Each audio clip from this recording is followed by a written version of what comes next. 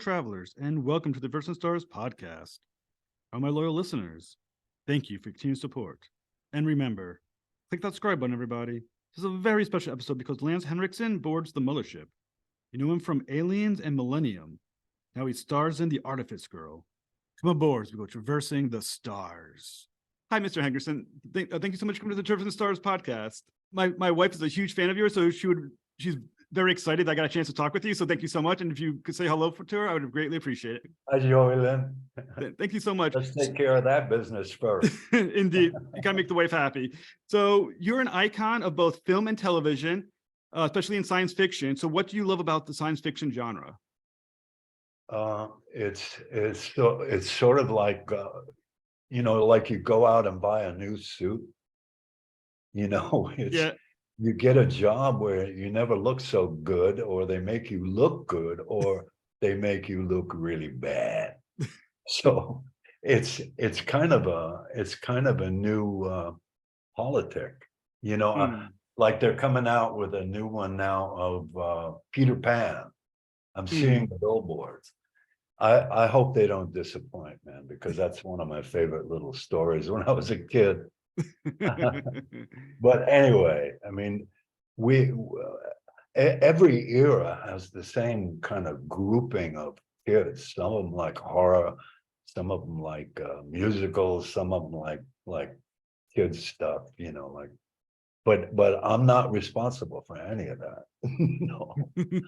So that each job, because you meet new people like you, Jeff. I mean, I meet you now, and then you meet new people, and they have an influence on you, on what you do, on your approach. Let's put it that way. I have strange approaches to parts. I really do. I always look, when I did Near Dark, I actually picked my guns. I picked everything. I picked very cool. Wearing my guns. It was like I started getting a little sick. Yeah, I love doing them. I love doing films. I mean, to me, Near Dark was a Western. It was definitely a Western. Well, now you star in the fantastic movie Artifice Girl, which really was a wonderful done movie, and your performance was very fantastic. So what intrigued you about Artifice Girl that made you want to do it? Oh man. I thought when I read it, what is this going to be like to do this movie? Because everybody remember, it goes through an arc, that we were young once, and then we ended up old and die, and all of those things, like real life, except for the Artifice Girl. She doesn't change at all. She only gets better at everything. And so when I read that, I really thought, this is really going to be fun to do, because I'm not sure about anything. First of all, I don't play chess. This is a miracle that we're able to do this, because I spend as much time cursing my computer than I do actually using it. But trying to get information and shit. Excuse my French. But no worries. Yeah, I just thought, and I believed the story. I mean, when you first read it and you go, wait a minute, they're calling this guy a pedophile. Am I going to believe that? Is it real? Is he? And you get pulled in by him trying to defend himself from something that he didn't do. It's what cops do. They pull you over in the car and then they go, you went right through that stop sign, right? And what if a little kid was coming down here? They guilt trip you to the point where you shut down, basically. But this guy didn't shut down. He was fighting for himself. And that attracted me right into the, good cop, bad cop world, and I believed every minute of it when I read it. And then it evolved, where suddenly he is saying, I'm not a pedophile, I'm using an AI to capture pedophiles. And so he ends up, and by the time that happened, I knew that they were going to try to incorporate him into their life, and they wanted to be part of it because most cops don't have a fucking clue how to be a human being at the same time as adding protection of the populace and all of that kind of stuff. They don't have a clue. And so they would do, I knew they would bite on it, like we all probably did.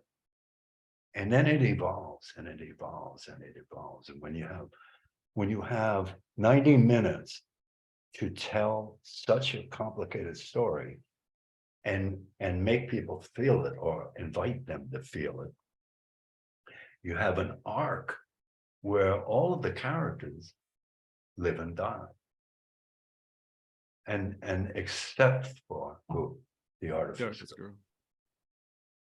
And I thought, I can't believe her performance in it. I mean, as I saw it, even doing it with her, how it's just incredible, man. Yeah, I had a chance to interview Miss Tatum Matthews actually yesterday, and she told me a story where to get her, confidence up, you'd call her Muhammad Ali. Is that true? Yes. I thought that was a fantastic story. She really appreciated it, so I thought it was really cool of you. I know, I did. I really felt it. I said, you got it all. You got it all. That's awesome. Yeah, what an angel she is. And my favorite thing was her family would come to the set every day, and basically their presence protects her. She's very young. I mean, and I love them for doing that. They were, when you see that kind of character in people, it's just great. But anyway, she had a great sense of humor. She's brilliant. She's a brilliant young lady. I mean, unbelievable. And here we're talking about it, and it's just when you remember the cops watching her on screen saying, no, that's a real person. And then he wants to beat the shit out of him for having captured her, right? Yeah. No, it's not. I mean, there's so many poignant turns in it. Because when you tell the truth, people find it harder to believe than a lie. The lie is, we've been lying for centuries, and when the lie hits, it's more comforting than the truth. Now there's a great moment in the movie that you have where Gareth, played by you, is asking Sherry, played by Tatum Matthews, if he did the right thing in creating her. Do you think do you think that question was out of guilt, curiosity, or did he need some validation from her that he did the right thing? I really, I think if people had more stuff around them when they're on their deathbed in a hospital, like tools or things to do, it would be, I think it would be really truthful, because people don't want to just lay there and wait for the shades to be pulled. I mean, especially in a movie, we have the ability to do anything, literally anything we want. So the choice of them, I even gave our friend Franklin, I gave him a symbol that I carved on a chip. That was the chip that would free her. And I end up, as I leave the house, I put it into the sender.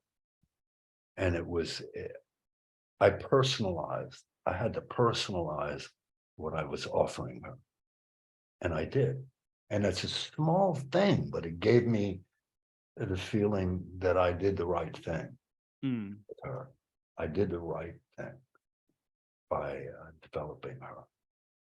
And I needed that because I was sailing out to die in my wheelchair. But can you believe that Franklin wrote it, rehearsed with everybody in the theater, then did it, and also directed it. Yep. What the hell is, what's going to happen with him? I mean, I worked with Jim Cameron in his first movie, Yep. and I know what Jim did. I mean, but Franklin has a real shot because it was well done. It is so well done. Mm. I'm very proud of it, just to be part of it. Was I'm it not, I'm not just being modest. I really am. when you played the older version of his character Gareth? Did you guys discuss how you were going to either use that to impart how you were going to perform the character based on how he did it? Well, we speak the same language. Hmm. We hung out every night during the shoot. We go to a restaurant and hang out, talk. And he was a kindred soul. I mean, he's a kindred spirit.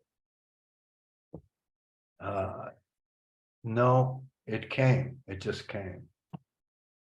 I don't really know how I do it. I don't know. You have to love it first. Hmm. You know what I mean? And then you throw yourself. It's like panning for gold. Like you have a sluice box and you wait for the gold to appear as it goes down. But that's what happened. I mean, this thing is pretty surprising. I know every director is going to want to see it. Yes. To like like eating soup. Want to pull everything that's good in it out. So obviously it discusses the importance of artificial intelligence, which is a big hot button issue right now in the country and in the world. How did making this movie help you or encourage you to think about that question as well? No, I won't give my computer the satisfaction of knowing that I give a shit about it. I mean, I hate my computer. Although now I need it because look at what we're doing right now. Mm.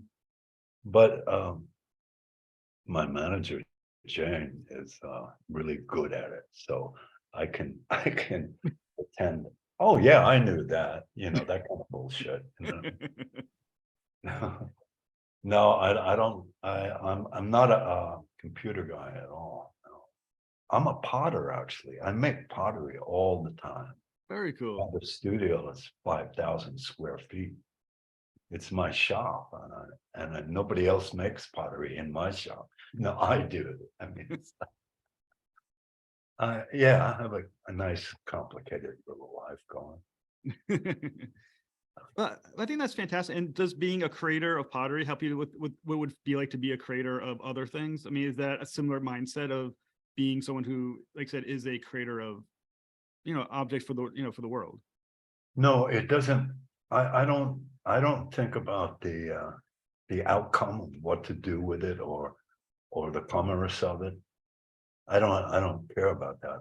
I want the adventure because it deals with all the basic natural things, heat, dirt, Mm.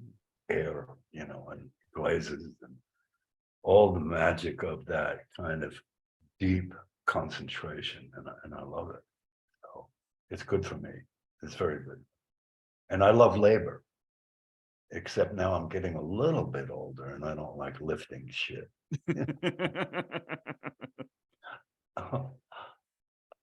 Oh, buddy. Look at our worlds. Well, it's getting more fascinating all the time, isn't it? Yeah, really. It is. I mean, you got to approach it like that. Otherwise, we'll all need to strap on guns and bulletproof vests and go around and bother everybody. Well, like I said, I think The Artifice Girl, it really was such a fantastic movie. And I want to thank you so much for your part in it. I think those most poignant moments were your parts in that movie with Tatum and how you interact with each other. They were wonderful and you made the movie. So thank you so much. Thank you, man. Thank you for saying that. I really, yeah, I'm grateful that I'm in it. I really enjoyed it. And look at the connection we still have. Indeed. I kind of stay connected to a lot of people and that I've worked with. Yes, sir. Thank you so much. And my wife is so envious of me right now. It's unbelievable. So thank you. You have a great day, Rusty.